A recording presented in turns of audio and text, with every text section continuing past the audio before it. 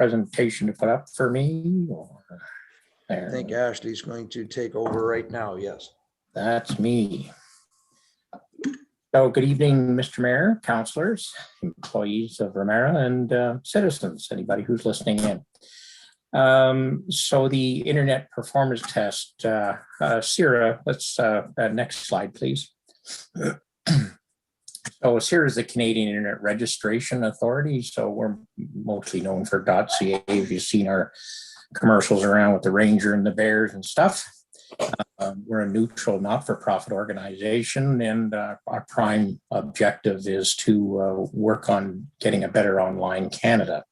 We do things like we have the CIRA Canadian Shield. It's a COVID-19 initiative that we offer is free to all Canadians. And we have free DNS firewall for hospitals, medical clinics, healthcare facilities, small businesses, students, and remote workers. So we're trying to make things a little easier in the COVID-19 environment. We also provide grants for innovative community internet projects across Canada. So we gave away about $1.25 million last year on different community projects. Next slide, please. So here's where the meat hits the road. This is a comparative chart that I keep that compares urban download speeds to rural download speeds. And as we can see, we're sitting at about, it's about 12 times more available in urban Canada. Nobody who lives in the rurals, and I live in the rurals as well, have most of my life. It is what it is. We do not get the same internet service as everybody else gets. Any questions on that? Next slide, please. So the Internet Performance Test was designed as part of our Building a Better Online Canada initiative. Most, almost all other internet speeds tests focus on speed testing. So what your upload and your download is, and they're on what we call on-net tests. So they're more focused on local connections within an internet service provider's network, and it doesn't really measure the true quality of the internet. IPT, as opposed to that, is a quality test and gives us quite a few different measurements on everything that connects your computer to the outside internet.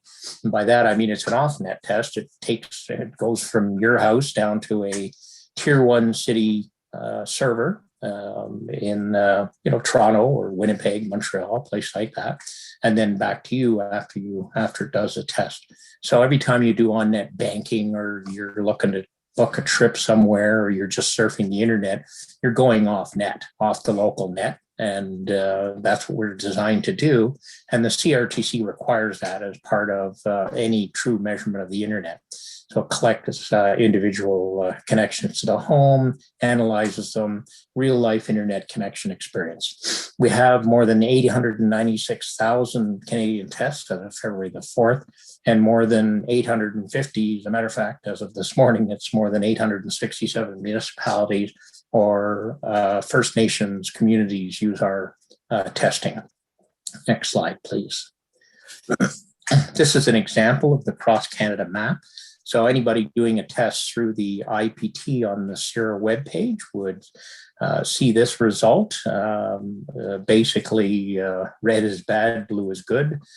Thank you very much.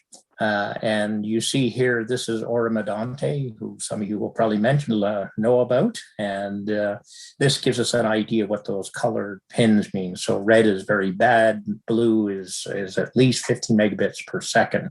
The reason we chose 0 to 50 is because the CRTC requires that all Canadians be connected to 50 megabits download and 10 megabits upload. And so we cut it off there. And when you click on those blue dots on here, you'll see some of them go up to 100 or 150 megabits per second. So we record the test as it actually is, but this gives us a good idea of where the issues are in any community. Next slide, please. The type of data that we collect, it's a unique test ID for each test. The date and time of the test, because we're always looking for variations in performance throughout the day. You get a geolatitude and longitude recording, so you can, these tests go right down to the home.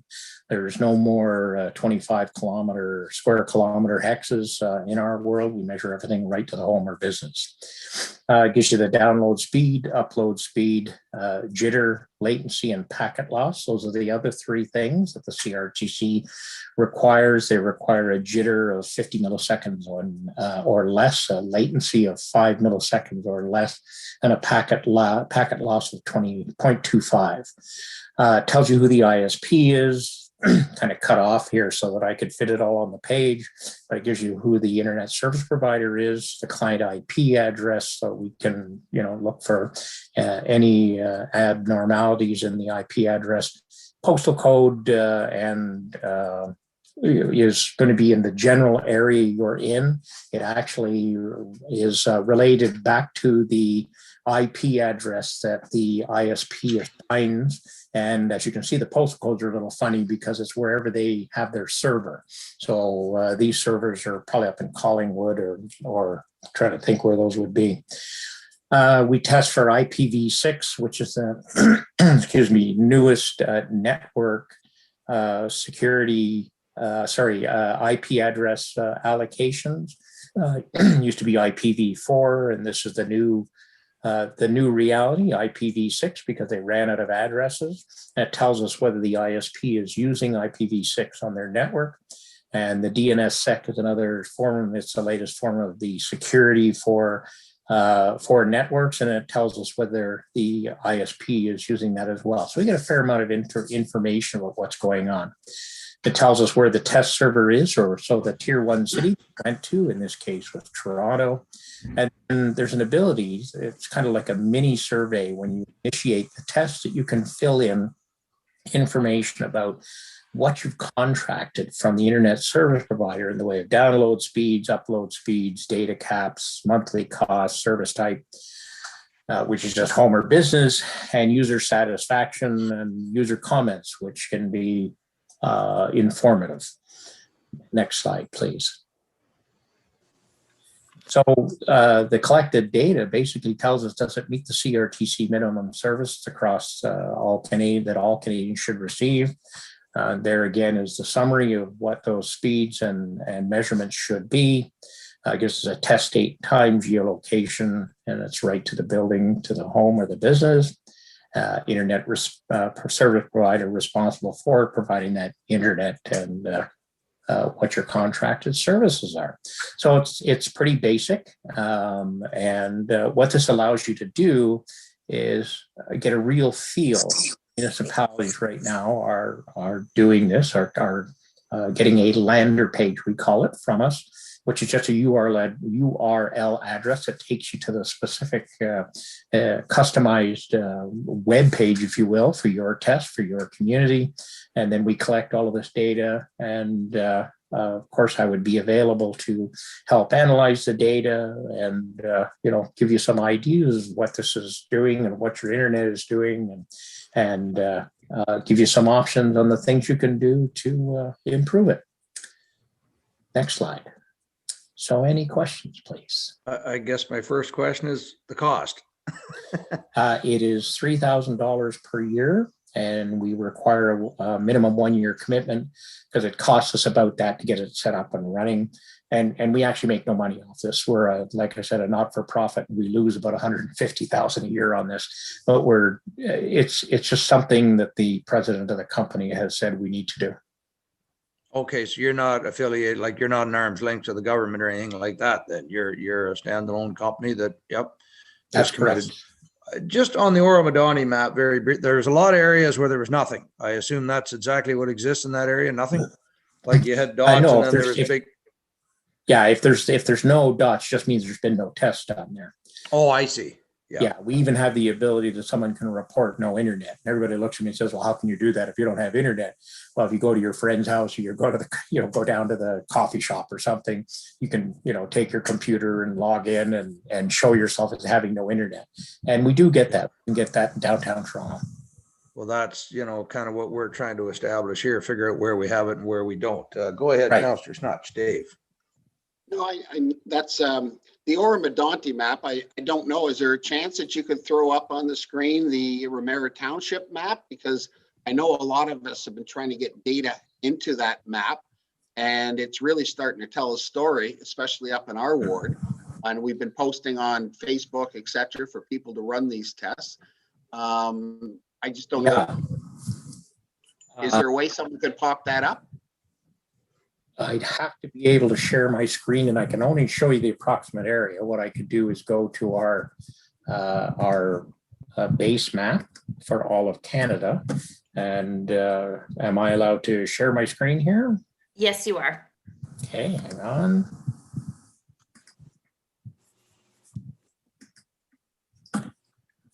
Oh.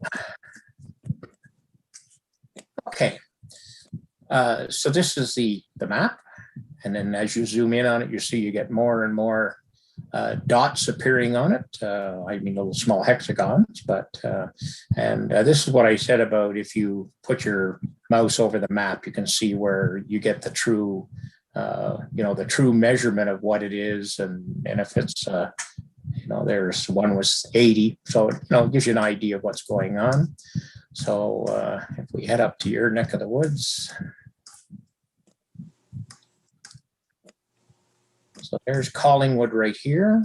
I'm trying to remember exactly where Ramara is. If somebody You got to go east. To the right, to the right.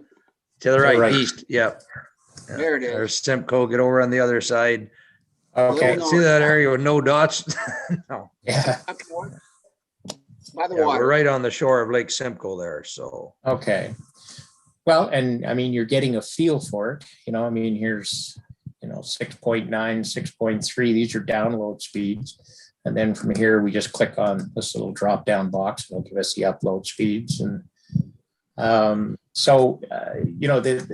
biggest thing that needs to happen is that we sort of need to get out there and publicize this. So typically what you do is you just get the local newspaper involved and tell them to issue a press release saying, we're collecting data and we're trying to improve your internet. Would you please sign on to this link, and we can use the customized link that we would develop for you guys, or you can just use the standard map for the internet performance tests that you're seeing right here.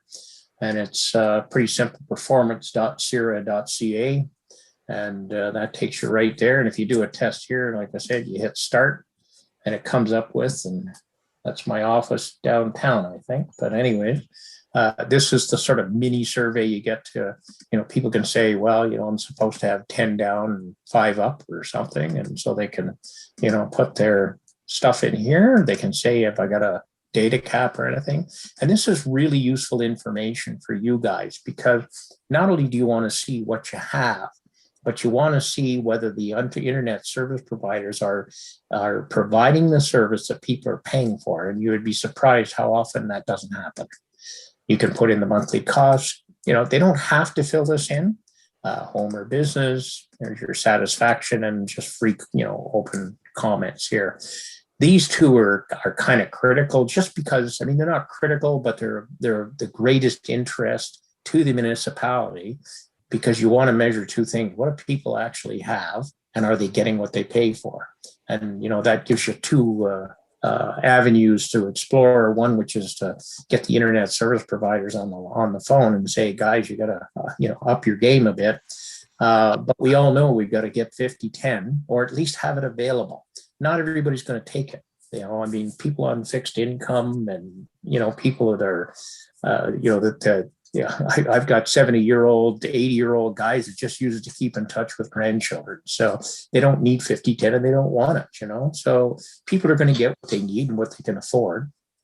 And we need to do both. We need to give them that ability, and we need to make it affordable for people that can't afford it. I don't know what CIRA can do about that, but that's what we tend to lobby for. And not that we're lobbyists, but that's where, we are very much involved in the Canadian internet and trying to figure out how we make things better.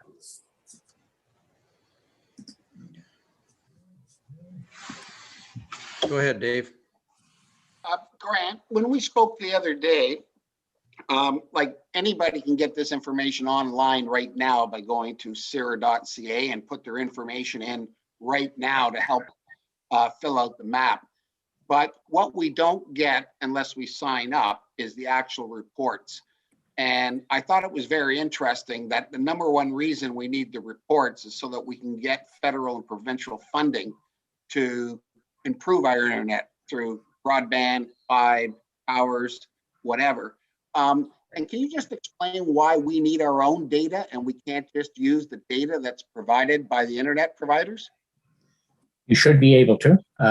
So, I mean, there is no reason in the world why you cannot form and one of the options available to you, because government funding is not going to pay for everything. There's just not enough of it. It's probably 1/10 of what we need. If not, it's probably even less than that.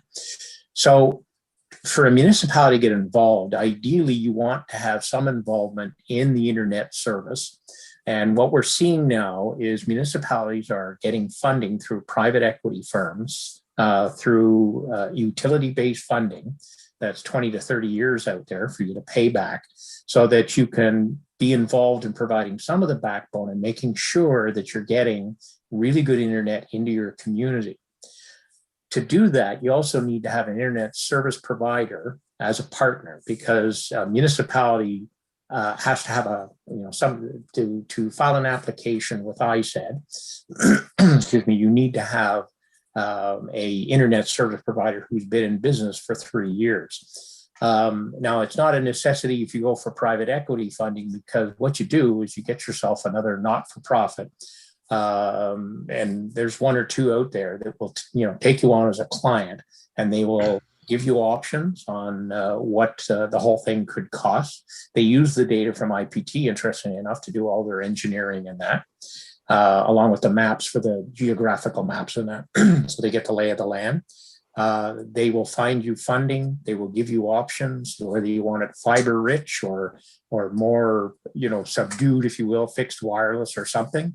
But they'll give you all the options that you need, find the funding for you, and then find a technical partner, an internet service provider, or somebody else to build the network for you and run it for you. So you don't have to become an expert in internet. What you have to do is just make a decision in your own mind based on options that are provided to you as to how you're going to attack this problem and make it better for your citizens. And they'll make sure it gets done. And you'd be surprised how quickly that can happen. Okay, can I get you to stop sharing your screen so I can find my counselors, Grant? Oh. And you're right about they want the 50-10, and that's been a government promise, but I've yet to see a program put in place that's going to achieve that. And I've certainly seen not near the dollars that would be required either. So yeah, you're correct. It's going to be a case where if it's not driven from the municipalities, I truly think you'll wait forever. So I'll go to the Deputy Mayor and then Cal Johnson. So go ahead, Deputy Mayor. Hi, Grant. Does the SWIFT program not offer the same thing that you're offering? Like, does who, sorry? SWIFT? Yeah, they may. They used to be a customer of ours, actually, and then they developed their own program, I believe, through Guelph University. Okay. So, are you part of the SWIFT? Yes. Yes. So, yeah. I mean, that is one option that's definitely open to you. Yes. Okay. Now, I'm not sure how they handle their particular program, but there's no reason to. I mean, they use, I believe, the MLabs platform, which is what ours is based on, but I'm not entirely sure about that. I'm certainly not going to put them down. Swift has been doing this, and they know what they're doing. Okay, thank you. Councillor Johnson. Thank you, Mayor. Very interesting. I just have I'm not sure how it applies, or whether or not it would apply, or whether or not you look into it. Is there like a break even where you sort of say, okay, it's going to cost this amount of money to get internet in. It's going to cost this amount of money to the residents. And how many of those residents aren't going to take the internet? So you brought it in there, you spent all this money, and now you can't sell it. Like, because I know I heard one lady on social media saying there's no way I'm paying $100 or some odd dollars for it. When it finally got there, it was too much money. And I know myself personally, I'm pretty sure when I asked my wife, we drop almost $100 here. on the high speed, I guess, from Rogers. So I'm Yeah. kind of curious whether or not you explore that when you're looking at, all the speeds and bringing in this equipment in. Yeah, and so the company I'm thinking about is iValley. All CIRA does is collect data and analyze it for you and try to make recommendations, and we'll support you any way we can in that, by the way. And there's a company, iValley, that's been doing this for quite a number of years, where they now are managing the largest municipal internet project in Canada for Pictou County. You might want to look that up. So Pictou County is in Nova Scotia, and I believe, if I'm not mistaken, it's $72 million. And they generated a lot of that income through, I better not guess because I can't quite remember how they did it all, but there could be some private equity funding in there as well. And they got all of these options laid out for them, because doing the business plan, what you're going to do is you're going to elect to probably do some of the backhaul, and you're going to sell that back to the internet service providers to get access to better backbone for the internet for the people in the community.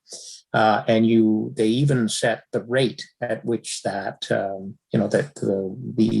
backbone can be accessed. And so they can work through a very detailed business plan with you to show you exactly what it's going to cost you and how it's going to be paid back and what the expected revenues and break-even points are.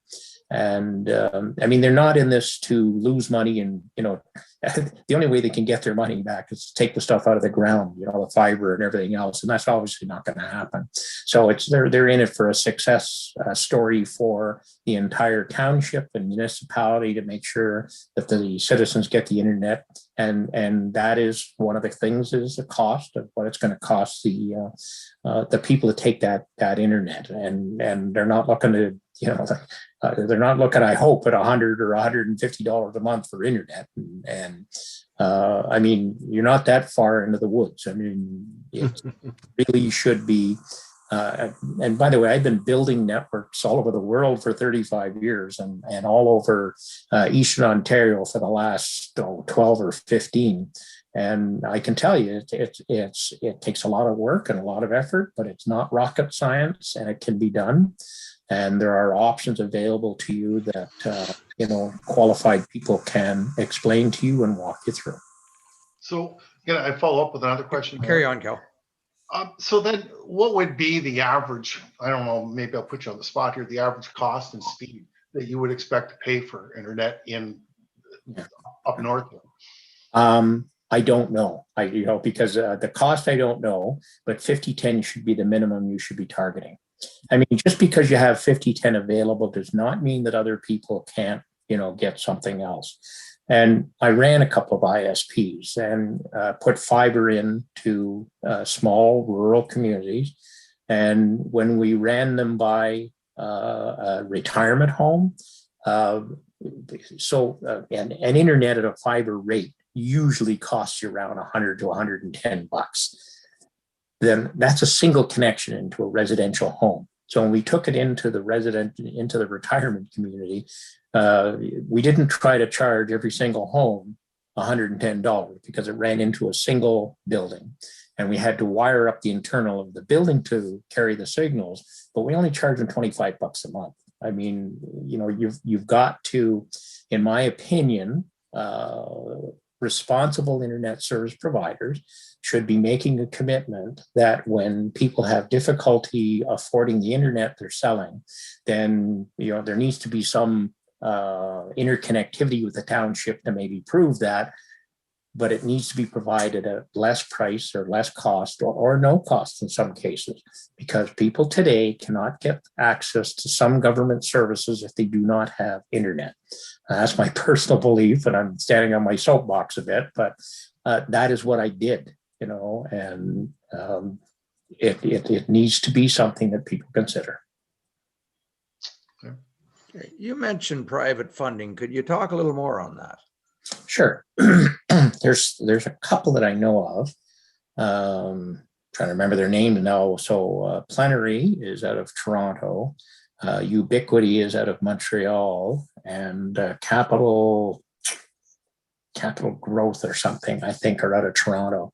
So these are private equity firms, and it didn't used to be that telecommunication was terribly interesting, but they would build, sewer, water, bridges, roads, and they realized that, hey, a lot of this is like a utility. I mean, maybe not roads and bridges, but certainly water and sewer, and in some cases electricity, like Kingston. And so this is where they came up with this utility-based funding way back when those assets had to be paid off over some period of time. So these companies will work, and iValley knows them all very well. So they'll work with iValley and with the municipality to come up with a solid business plan that will help them, help you to put internet into the homes. That's what they do. They have special streams of that now in these private equity firms. So they're really quite interesting. Any other questions from council at this point? Councillor Fisher, go ahead, Jen. Hi, Grant. Thanks for coming tonight. Welcome. Listening to what you're saying, just a question, follow-up question to what Mr. Mayor was asking earlier about your fees. You said it was $3,000 annually. Is there, typically, what do you see? Like, is this a 10-year tenure that we're going to have with you? Will this be in a year? Will you have the information as long as we do our due diligence and getting out press releases? Like, what does this typically look like? And well, so you're stuck with me for a year, but you're basically going to get most of the. It all depends on how successful that outreach is to get everybody to do a test. In Alberta, we had a guy generate 2,500 tests in something like 10 or 11 days. And when you get into that kind of number, now, of course, his district was bigger. It was, ran between Edmonton and Calgary, so it was a lot bigger. But there's no reason why you can't expect to get, some real results fairly quickly. And we can see you don't need to get a ton of data to start planning what you're going to do. I mean, really, I have had, and I do have, lander pages, we call them, that have been in place for 3, 4, and 5 years, but you only use them until you need them. And the only recommendation I would make is Pictou County is also using our internet performance test to approve payments on the work that's ongoing there. Now, theirs is probably going to be a 5-year project. So, they're going to be, we're going to be dating a lot longer. But you don't need to do that, but it just will prove what you get. What you end up with is absolute proof that they've delivered, the speeds they're promising. And, they can, as they install it in a home, they can say, okay, you only want 25. So I'm going to give you 20 down, 5 up. It's costing you $62.50 a month. And then they do a test. And then as soon as I get that test, we can see exactly what it is. And I mean, there's no spoofing it. It is what it is. It's real. So your relationship with me will last as long as you need it, but it shouldn't be 5 years. I mean, it should be a year or maybe 2, and only a year if all you want to do is collect the data and make sure that you know exactly where you are. I mean, this is entirely, in your ballpark. Okay. Go ahead, Dave. You're muted. There you are. Grant, can you give us maybe a project that you were involved with the municipality that you were really proud of, that what this data led to? Something that you tell everybody as, I'm so proud I accomplished this, or we accomplished this together? Wow, there's a trick question. Okay. So no pressure there, right? Yeah, no pressure there. So I've put in, when I joined CIRA, there was about 11 lander pages, and I've taken that up to 47 as of this morning. And I'm sorry, what's a landing page? Sorry, a lander page is the unique test page for your community. So and that ties into our own website, does it? Yeah, so we call it a lander page, but all it is it's a URL. It gives you a page like I showed you earlier. Just Okay. you know, like and if you look at the presentation, you know, the Oromadante one, sorry, is you know, that's what your lander page would look like. Sorry. So I hate people that use terms that, you know, nobody understands, and there I go. So the biggest one I did, and the most rewarding one so far, has been the regional municipality of Alberta. So they have 69 partnered municipalities that use this one lander page, this one test site. And so all 69 municipalities are using it, and we collect and analyze data for them, and it's given them a few surprises. Because what I found in the time that I've been doing this is in rural Canada, there's very little good internet. It's almost all bad. You go to a localized, you go to Collingwood, you know, you're going to have pretty good internet. You know, go to Barrie, you're going to have pretty good internet. But in downtown Toronto, we have people that have trouble getting better than 10 down and 1 up. And it's in the poorer neighborhoods, and it just drives me batty because you'll have a fiber, you know, 2 blocks away that'll give you a 1 gig connection that they're charging $500 or $600 for, and we get people in downtown Toronto who can't get it. They can't even get 5.1 in some situations.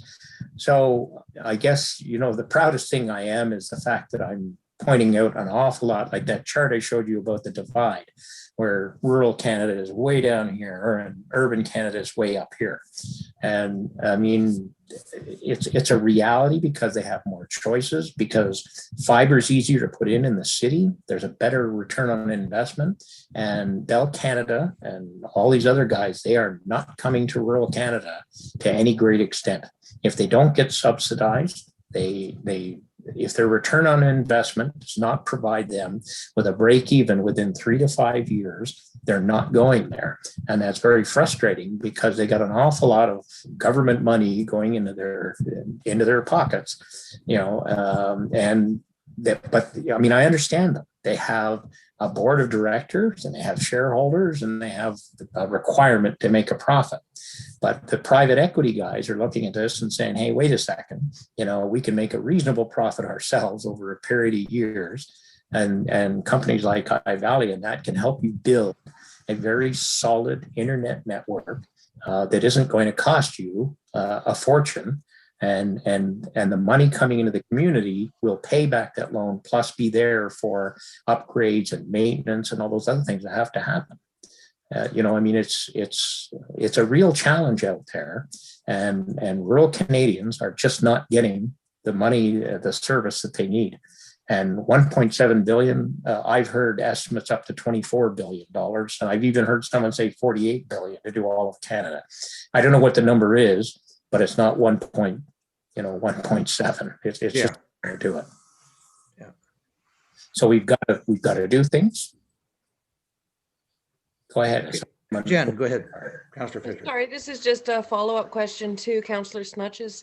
When you're talking about a lander page. So if we employ your services, is it a URL that we can put as a link onto our website? And then second, the residents that have already gone on to your performance test, like I've already done on your just your general page. Good. Are you able to take that data that's already been collected, or are we going to need to encourage residents to do that? Okay. You get all the data. So not only do you get all the data, you get all the data going back to when this lander page, when this test site started, which is way back in 2016. So you get all that historic data and you can see if anything's improved. That's the neat thing about it, is you can put it together and say, hey, you know, have things gotten any better over the last 2 or 3 years or 4 years? So all of that data, no matter where it comes from, you know, whether you use our lander page, the ISED lander page, or your lander page, it all gets geographically located on your map and in your data that gets downloaded. I think Councillor Johnson, were you holding your card up? Yeah, Just a quick question, Grant. On that pick two that you said to take a look at, right? Is that Yeah. pick to the town or pick to the county? Pick to the county. The county, okay. Yeah, Pictou County, Nova Scotia. Right. If you look up Internet Project Pictou County, it should take you right to the, Well, I saw the rings that they were doing there, and the first ring was 11 million, but then when I looked up Pictou, the population was 3,186. And I was sort of wondering where you get 11 million for that. How many people are in the county? if I remember right, it's 46,000. Oh, okay. so any, Just hang on real quick. I was just talking to them today.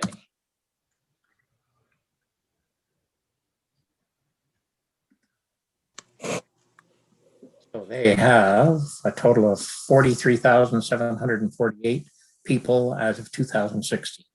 Yeah, they got a lot of funding from different areas too, the province, and the Correct. county. Yeah.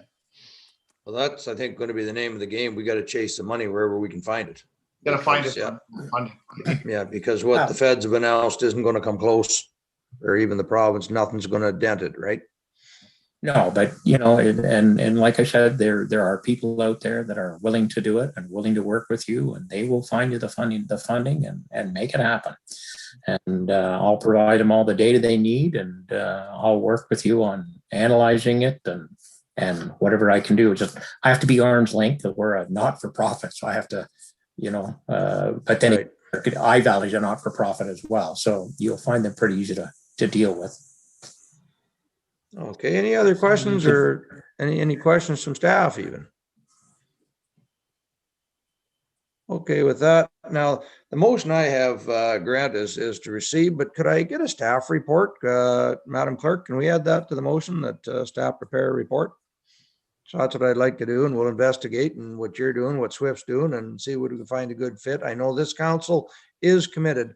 It was on all of our literature last election. We realized how important that internet is to this community, because as you said, you just cannot operate, even farming nowadays, it's just a necessary tool. There's no way around it. Yeah, the company I ran, we hooked up more than 50 farms.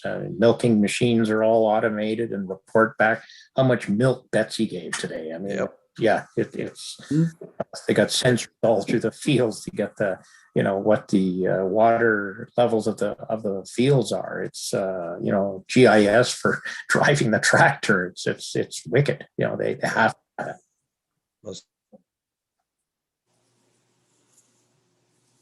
Yeah, but you were talking about the $200. And my speed was supposed to be 10 up, and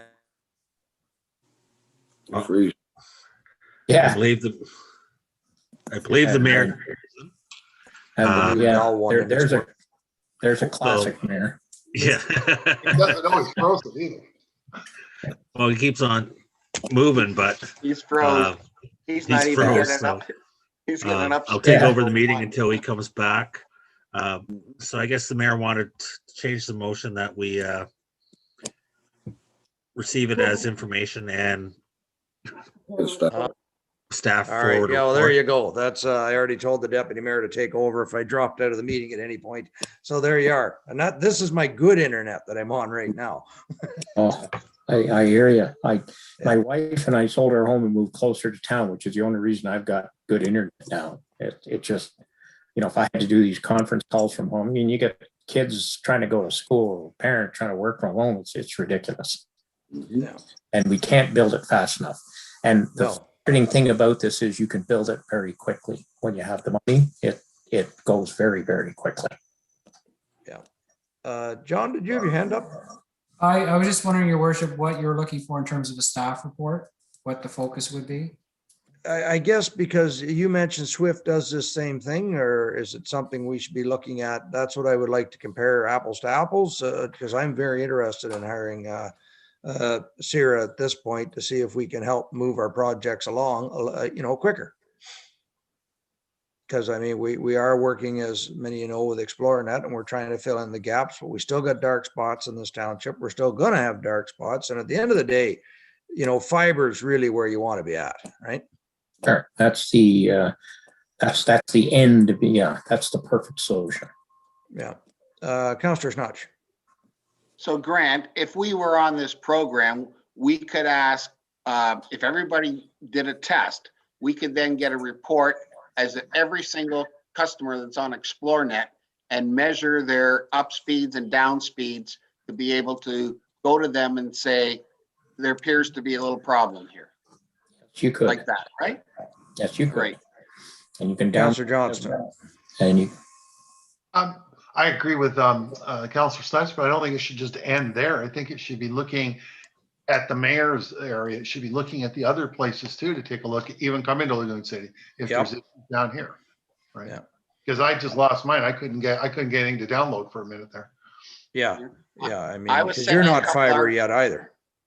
I'm not sure what I am. It's expensive though. My Yeah, wife. your coaxial is what's in Lagoon City. And like I said, Yeah, if you're- fiber is what we all want to eventually be on. Yeah. So There are it's not- some amazing stories what you can get people to do, and I think I've sent some of them to you. One was they ran the 7-mile road, and what they did is they asked all the farmers to dig the ditch in front of their property that mounted the road, and then they put it down, and it stayed dark until they could hook it up at either ends. But they dug their own ditches, and the township laid the road. And it's something I'm going to talk about later, is every time we're building a road, we've got to say, is there an opportunity to put 5 down the side of the road? Because you can leave them dark until you get the next section connected. That's correct. I built thousands of miles of fiber, and that's exactly what you want to do. Yeah. Go ahead, Cal. So, Grant, are you against the satellites that they're putting up to run the internet on a lot of these homes that are very difficult to get to? Yeah, so there's several options there, and I'm trying to remember the name of the SpaceX. That's the guy. That's the newest guy. And I'll be honest with you, my travels around the world, part of what I was doing is putting in ground satellite stations, but I was doing it for geosynchronous satellites, which are thousands of kilometers up into space. And they're pathetic. I mean, it's like a two-way radio, but I mean, when you have nothing else, it works pretty well.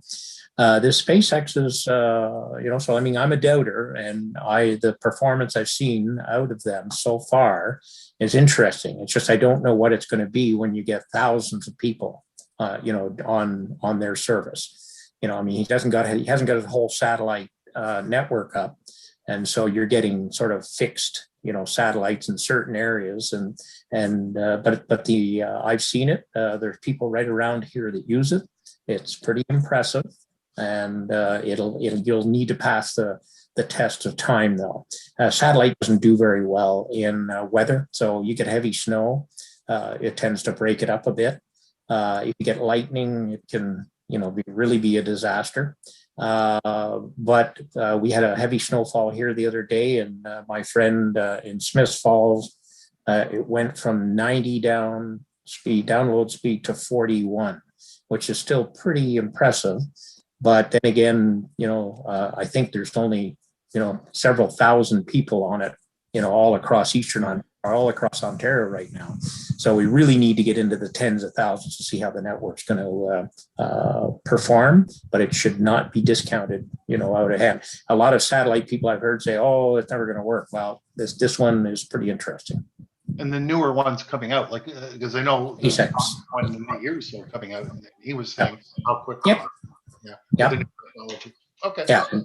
Telesat's got an interesting solution too, but it's not going to be available for 2 to 3 years. But some good You one. never seem to go wrong with fiber in the ground though, do you? No, It doesn't get that's- oversold. Yeah. that's the perfect solution. Yeah. Councillor Snatch again. Go ahead, Dave. Yeah, most of even the advanced satellites, I'm seeing download speed that they're hoping to get to of like 150. We're talking 5, we're talking 10 times that. We're talking 1.5 gigs, which, and at some point in the future, the 5 will be used for once we get that band in, the people in the city, developers will develop products that only work on 1.5 gig. There'll be holograms coming in. There'll be lots of stuff coming in. So we eventually, satellite's great, but we're going to have to get 5 in. I agree at with one you. point or another. I agree with you. I guess what we're looking for here, John, is like, I'd like to hire this company and work with Swift, you know, kind of the more the merrier. So that's what we're looking for feedback, maybe a discussion at our next committee of the whole over this project. I'm getting the nods there. I think it merits a good discussion and looking at some options. So go ahead, John. I saw your hand up. Grant, I just had a question. I don't want to be the naysayer in the group because I live on a street. I don't live in Ramara. I don't think that was a secret. So I just did a test. So I'm on 5. So explain this to me and just to sort of level the playing field. I just did a test. So sitting here and I've got all the Nest devices all set up to expand my coverage. I'm getting 78 down and 58 up. Okay. So why am I not getting, I should be getting hundreds and hundreds down, right? Okay. I'm on 1 gig service. So I just want to temper sort of where all of this data goes, because I think there's more than just a bunch of dots on a map, right? We have to dig into it a little bit. Yep. And I just wanted to get sort of a sense of when you do these tests, and a lot of it I understand depends on you. I've got kids, you know, everything in my house is run on the internet, right? So it all depends. It's all situation dependent. So I just wanted to get your sense around that. How do you sort of temper expectations around what people are getting in terms of the results of these tests? Okay, so the reason you're not getting, And I don't mean to put you on the spot there, right? I just No. want to make sure that. no, but it's a valid question. So we show a real life performance. When you do the test that's sitting on the Bell side of the Rogers site, that is what I was referring to as an on-net experience. It's going to the closest server it can find, which is usually on their network. If you get into the real world, going down to Toronto or Winnipeg or Montreal or wherever into an internet exchange point, then it goes the Bell network. Their main points of connection are sitting in Chicago or Los Angeles. They're not even in Canada.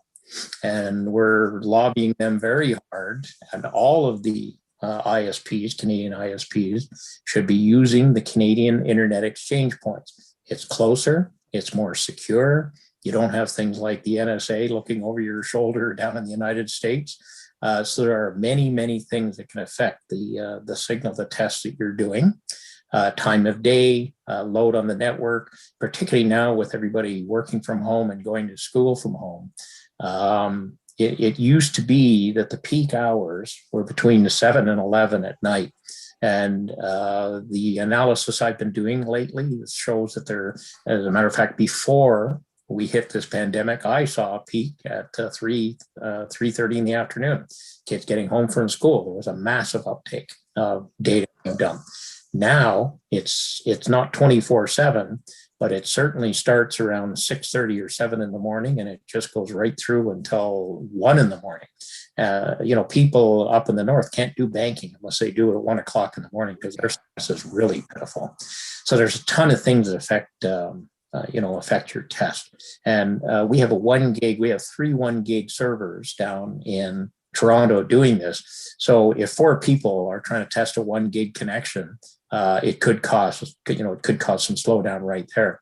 Matter of fact, Toronto is due to be upgraded in 3 weeks to 3 10 gig switches so that we don't run into that particular kind of bind. But you'll find that it's the high capacity connections that tend to get messed up, and we sort of take the approach that if you got a 1 gig connection and you're only going to get 800 or 900, we don't really feel sorry for you because we look at the rural areas and say, now they have a problem. So it's probably a lot of different things that are going on. And I guess at the end of the day, if things work, people don't really care about the number, right?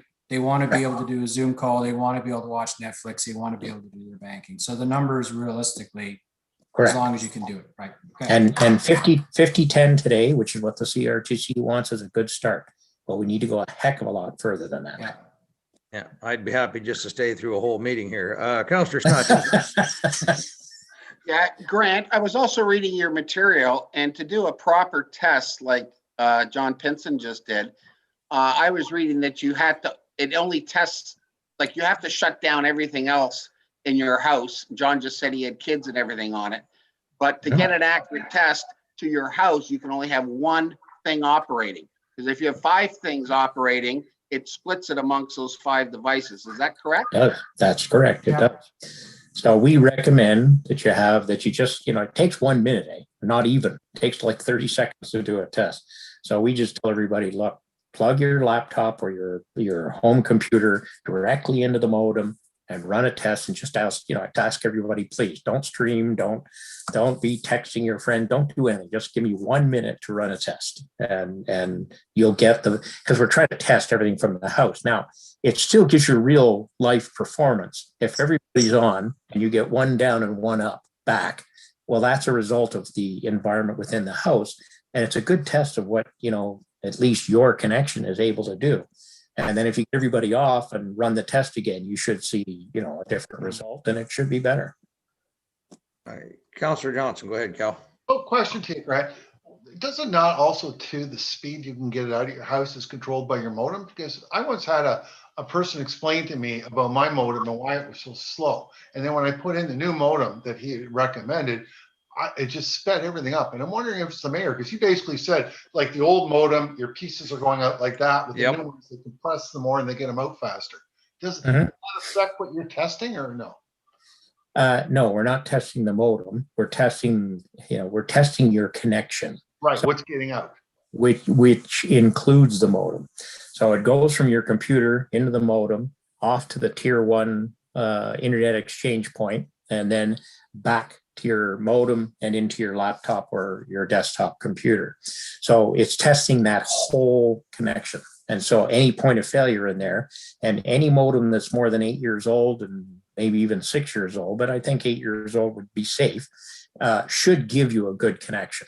And it's only the really old ones that, just don't have the horsepower that the new ones do. But then you could plug in directly and bypass it, and then you could get a true signal, at least what's coming in your home.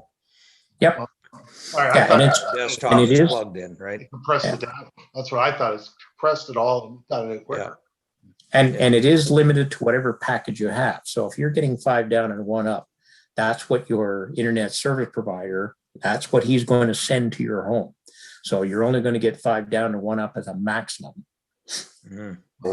So what you're looking for, that's why I like to see people filling in that pre-survey thing, because then you can say, oh, okay, here's a guy who's getting 5 down and 1 up. That's wonderful. Oh, wait a minute, he's claiming for 20 down and 5 up.